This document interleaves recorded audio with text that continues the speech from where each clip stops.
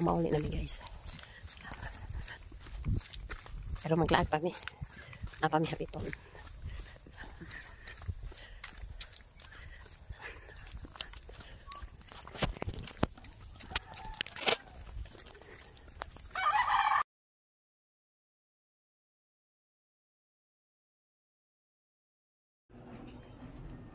Muna itong sakyan para maabot na taog ubay.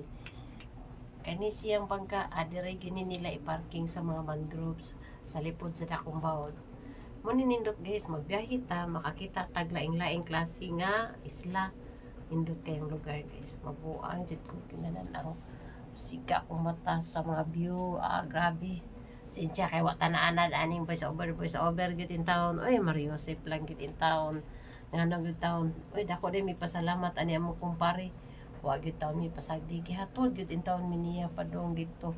Antod maabot mi sa amo ang destinasyon. Dagko kay salamat pre ha. Wa gyud taon mi nimo ikaw gyud in town nangunay paghatod namo. Antod maabot mi dito sa amo ang panaw o kaniyang apo pod nga si Jolan. Salamat kailan ha.